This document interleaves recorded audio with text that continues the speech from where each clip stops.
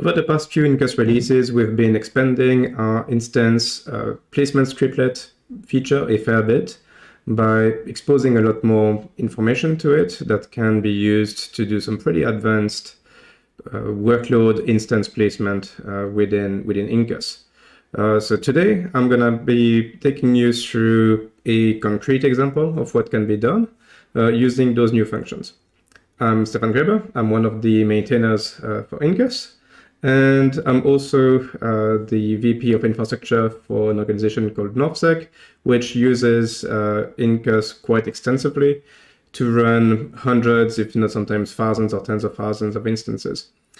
And one thing that we've had the need for lately is the ability to force containers within some specific Incus projects to run within a virtual machine layer. So not directly run them on our physical machines.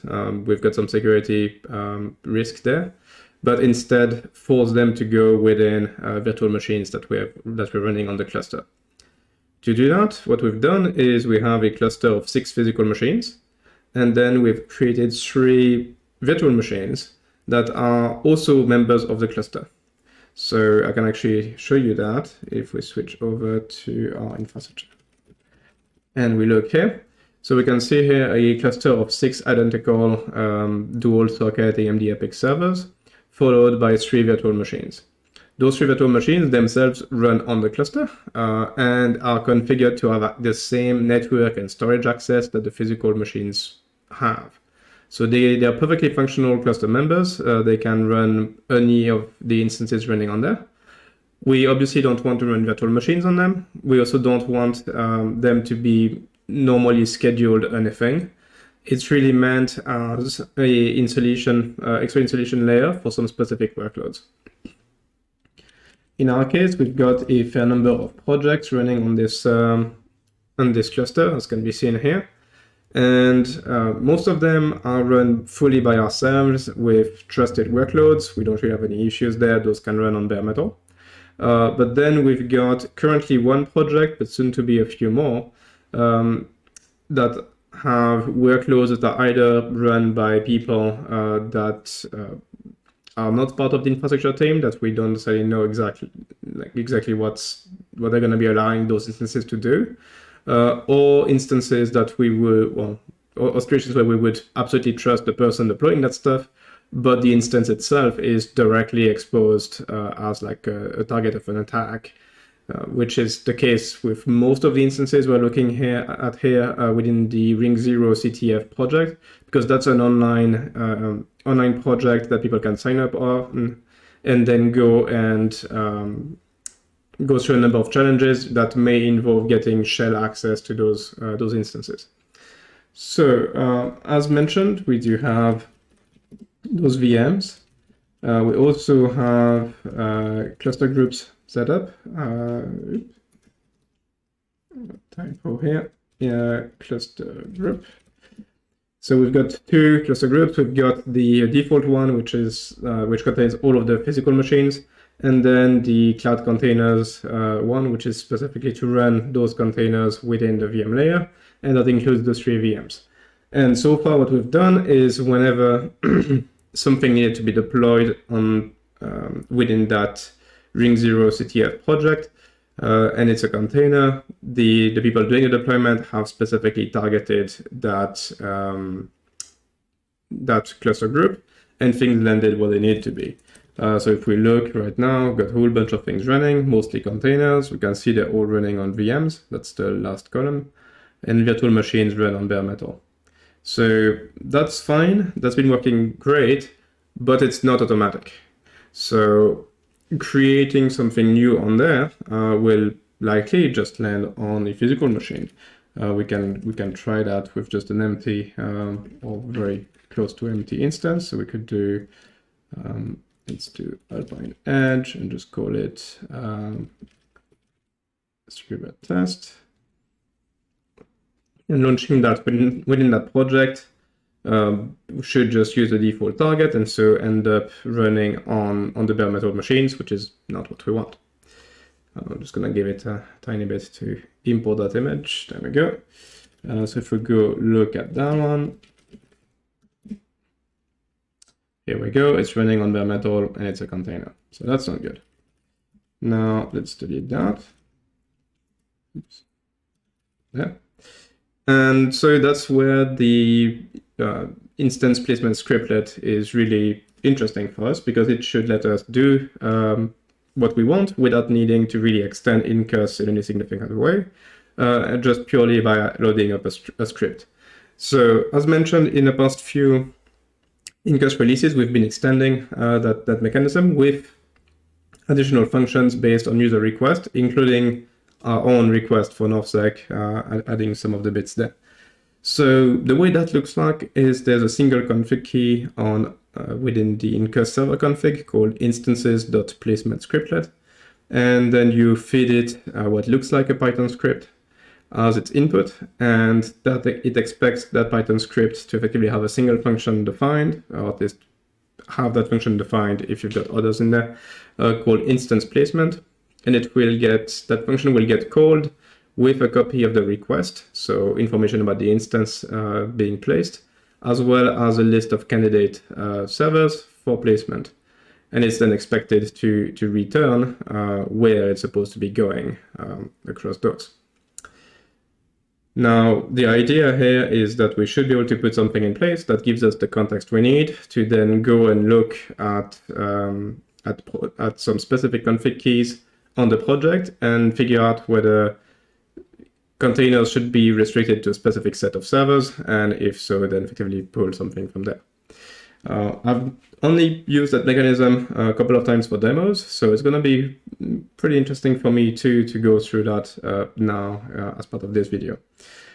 The first thing we'll do is pretty much take the example that's in the documentation and just copy that over. Let's just call it placements.py. Okay, we've got nice syntax highlighting and everything working in there. We can see that this effectively doesn't really do much. It just prints, like, logs a few things and then places it on the first candidate server. So that's fine. We're just gonna keep effectively that logic. So that means we're not really changing where the workload should land, but we'll get to actually start logging some information and extract effectively the fields that we need. So let's dump the entire request into log and just place on the first machine. So let's do that. And then we need to set the config key. So we're going to be doing it that way. Placements.py. Okay. And it's logging at the info level. So we're just going to need to monitor that remote. Pretty type logging and log level info. That should do the trick. Okay. And let's launch something again.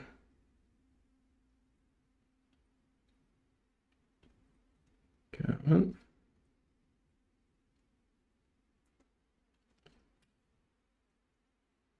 All right, so that did it, but did not actually log anything through the monitoring mechanism we have. So that's slightly annoying. Let's see. No, nothing showed up in the log. Okay, so might need to increase the log a bit and actually go and log at the error level to make sure it gets properly sent across. So let's just do that. Just gonna delete the instance again. And go ahead and replacement again. Okay, there we go. This time we've got it. So it's probably just because of the log level we're running on the server side, where it's a very busy cluster. So errors make it through, warnings would have, but info didn't. So here we can see the actual request. And so we see the architecture, we see the config, we see a whole bunch of things. We see the project, which is something we're gonna need to extract. We see the reason, which is, okay, it's new, so that's a new instance being created, it's fine. That it wants to be started, that's not really important for us, but the type is important because then we can figure out that this is a container. Let me keep running that, and let's just look where it landed. Yeah, it landed on the first server. Cool.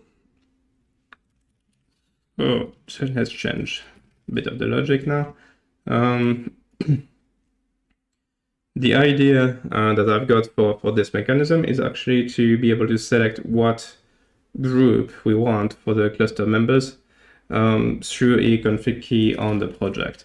So what I would want to do is here, the new config key, so user, so we can set whatever we want there, user.targets.containers, and set that to, I think it's called cloud containers, the group. So let's do that.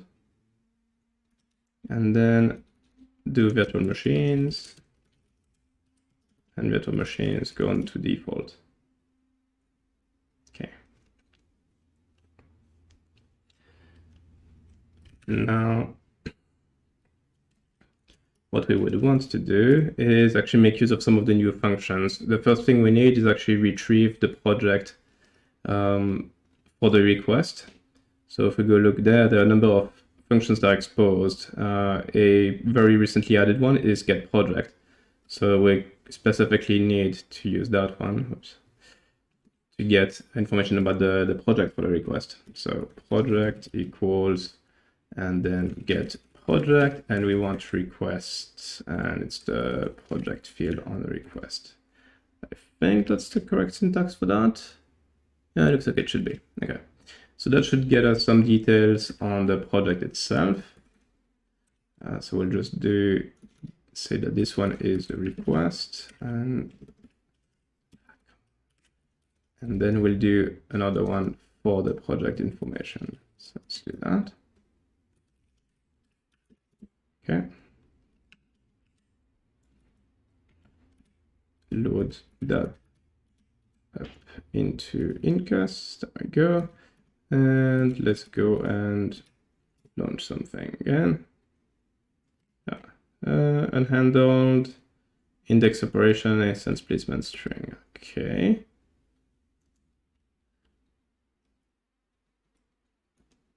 I'm slightly surprised by that.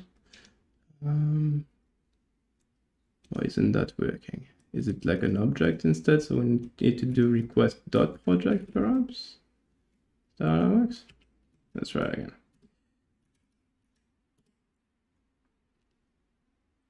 Yeah, that went through. Okay, so that's better. Now let's see what we got. So, instance placement scriptlet started. So that's the old thing, scriptlet. Okay, so that's the request, and then that's the project. And we can see it did load the project config, and it should have access to our new config keys as well, user, target virtual machines, and target containers. So that's great, we can make use of that now.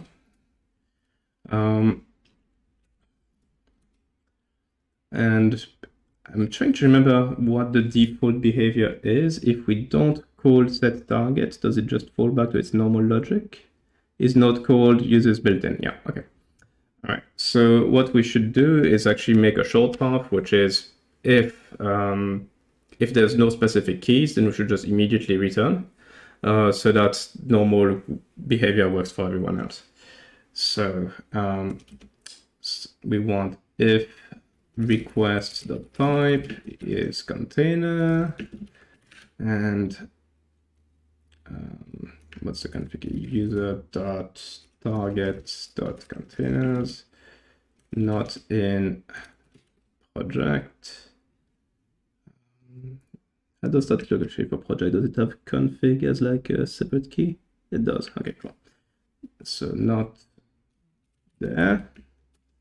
Then it should just return.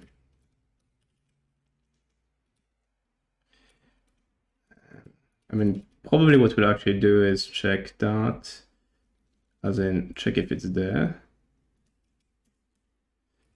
And then do, is it else if? Trying to remember my Python syntax been a while. Request type virtual machine in this case.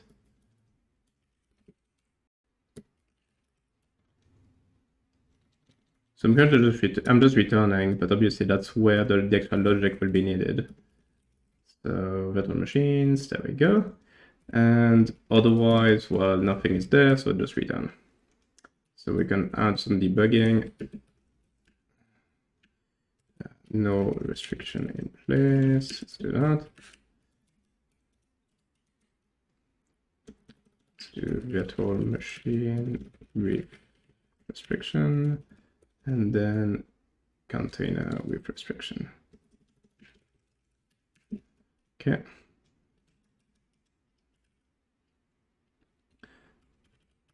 And for those two cases, we're just gonna dump it onto the first server for the time being.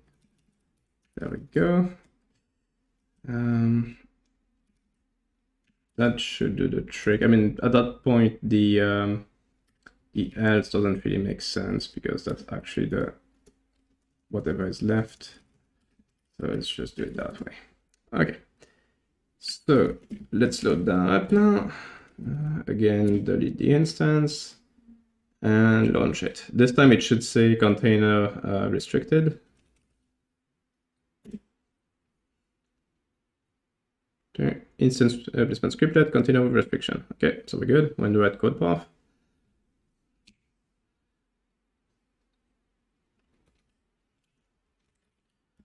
So let's delete that again. And just for fun, we're gonna clear the config key and make sure that if the restriction is not in place, that we use the fallback correctly. So project and set user.target.containers. There we go. So clearing that.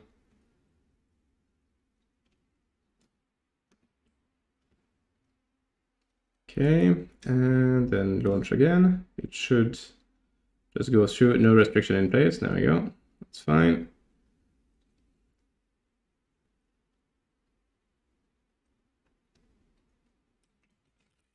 And delete that, and then we'll just set the config key again. All right, so that part works. Now the next step is to get the, well, get two pieces of information. The first thing I'm wondering is, in our case, we've effectively made it impossible to place anything on those servers, on those VMs, unless they're specifically targeted. So I wonder whether the script is told about those machines at all. I'm not convinced that it is, and that might actually be a problem. So let's look at that. We'll just print the list of candidates by directly passing candidate members to the function. So let's try that first. So that should give us the list of potential candidates for placement. There we go. And thankfully, we can see it actually shows all of them, including the VMs. So that's great. That will make things a bit easier. Otherwise, I would have had to remove some of the cluster configs that currently prevent any placement on those VMs, and then put a default rule within the placement scriptlet to avoid things landing on those. But this is actually going to make things a lot easier. So that's good. Let's just skip that. And so the next step is to pull the actual cluster member. So again, there's a function for that has been added recently, called get cluster members, and that specifically takes a group. So that's great. It's exactly what we need. So let's just do that. Get cluster members, and we're gonna pass in the group, and the group is the project.config, and then the config key user.target.containers. Yep. So this is the group, and in this scenario, it's gonna be virtual machines. Okay, so putting the group in either case now, and let's go and dump what that looks like.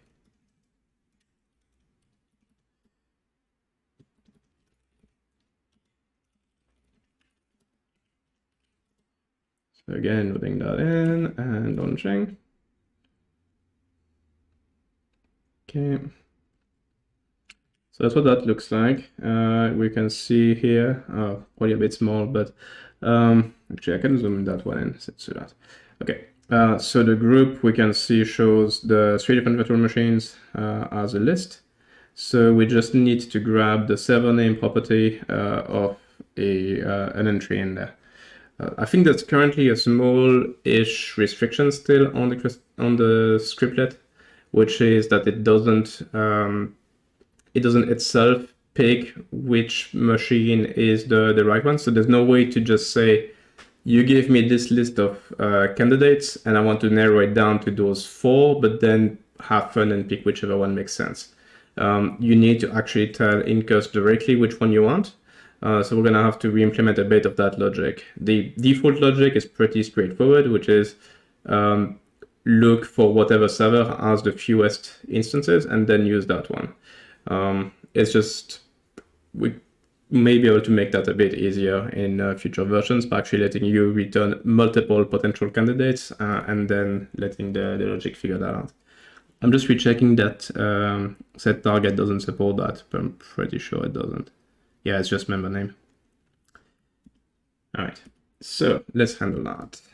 Cool. Going back in here. Okay, so we've got the group. Now we could just do, first server in the group, and that would work. But that would land everything on the first server, so that's not really ideal. So what we actually want to do is do list used as just an empty string, and then for server in group, for each of the servers we then want to load a bit of information about them. I don't recall if instance resources gives us that information. What does it do? CPU cores, memory. Nope, not the one we want. I'm just gonna keep the the basics there, which is just getting the number of instances. So I think we need to use get instances and pass it the location. Don't care about the project name. We could like within the project make sure it's properly split. That's not really what we want here. It's mostly load, so I just want to specify the location and call it done. So in here we're gonna need to do get instances and then pass in the location. So server.server_name. That should be fine. And then effectively list used. So that's the name, and list used instances 0. There we go. So if length of this thing is less than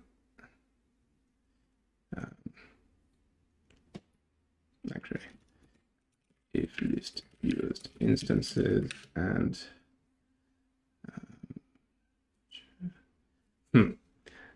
just trying to get that logic right, because obviously we're starting with I'm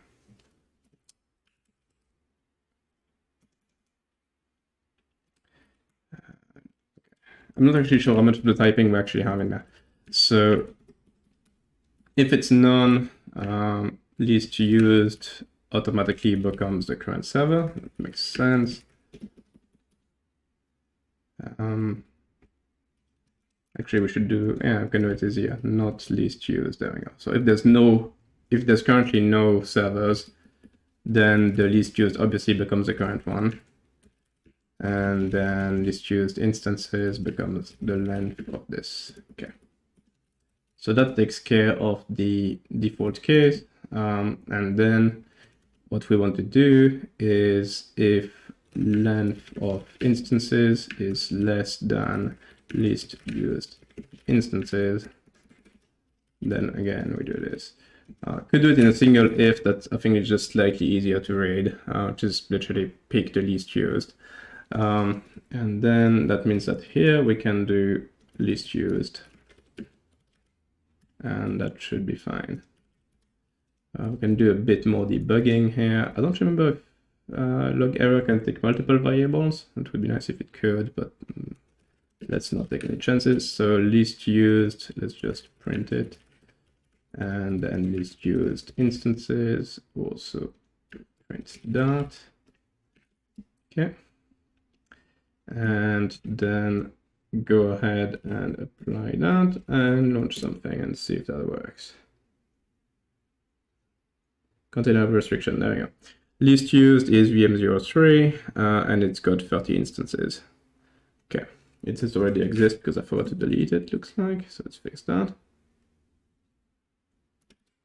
And try again. Okay. Still 03, total number of instances 30. There we go. And that should land that test instance over there.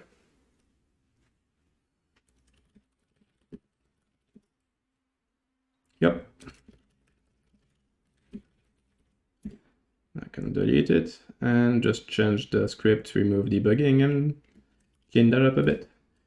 So, don't need that debug. The group is fine. Tracks the list used, don't need to do that anymore.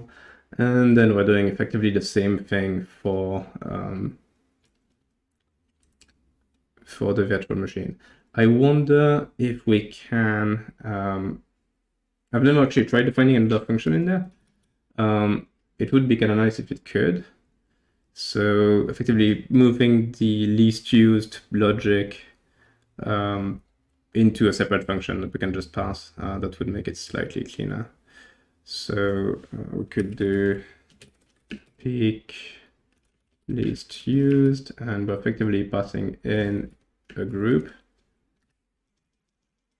And then that logic would move straight in there. Oops.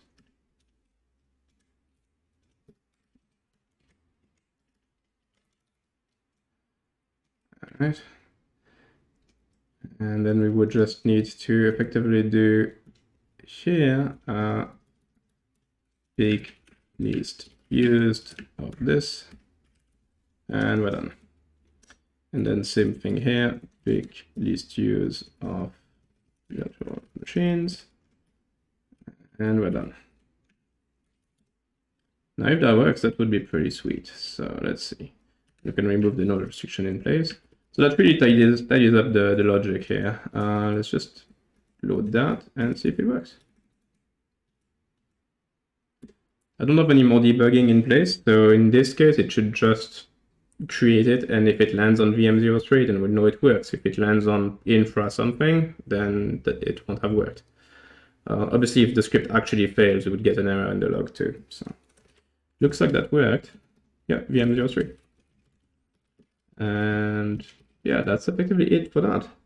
So that worked pretty nicely. Was pretty straightforward to do.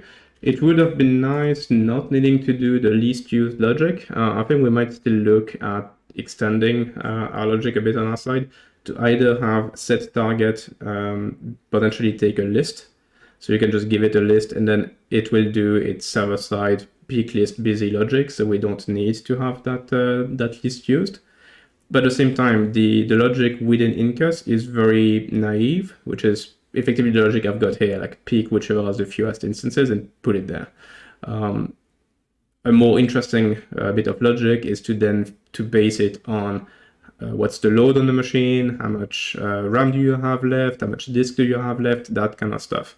And for that, that's exactly what the placement scriptlet is for. So it makes a lot of sense to not have Incus handle that, but then do better placement effectively in here.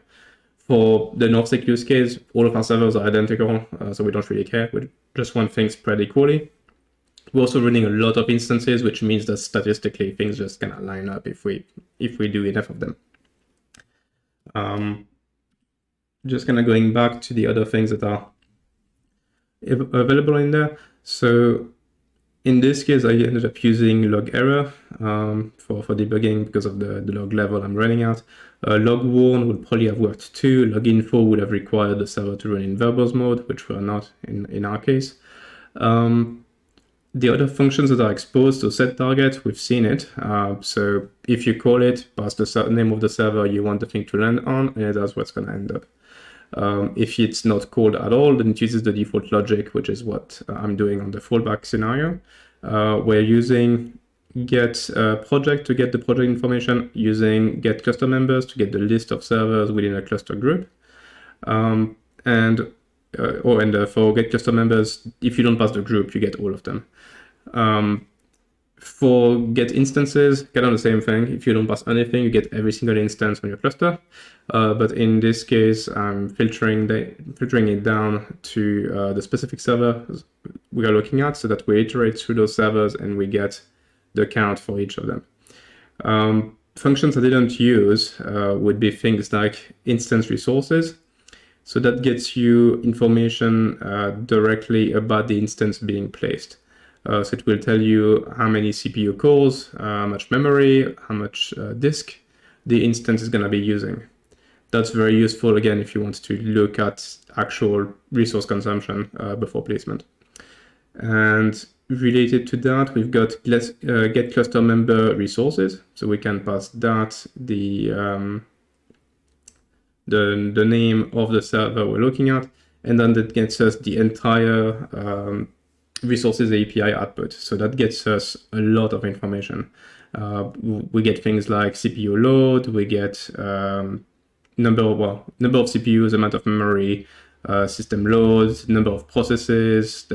There's quite a lot of information available through that, which we have actually been expanding recently as well. So that's something else that can be quite useful for more advanced placement, which I didn't need to use here. The other thing would be the get cluster member state. I'm trying to remember what that one gets us. Right, so it gives us a bit more info on the server itself. So again, gets us some details for that specific server, some load averages, total memory, some of those kind of uptime, number of processes. Some of that information that's pretty useful for placement. We can get it that way too. So if you don't need the massive amount of information coming from the full resources API, there's an extra bit of information that can be retrieved that way. It also gives us a map of all of the storage pools and their state. So again, we can see then effectively, it's a bit indirect, but how much space is available and how many inodes are still available in storage. So that's really to do optimal placement when you're dealing with servers with different storage characteristics or different CPUs. In the case of the cluster I'm running, that's not a concern at all, because network and storage is all virtualized. So it's all Ceph for storage, all Oven for networking. So there's no host-to-host differences there. And every single one of them are the exact same CPU with the exact same amount of memory. And because we've normally placed things pretty well spread, the average load is effectively the same on all of the machines within a couple points, which means we can just pick whichever and it effectively works. So that's why I don't really need to use those functions, but those functions are definitely meant for people with like more varied clusters where it makes sense to pull that information. So anyway, I hope this was useful to you. That definitely solves a problem that we've had on our side for a little bit. So it's great to have that in place now. And it's a very cool feature that we have, which really lets you customize exactly what happens within your cluster.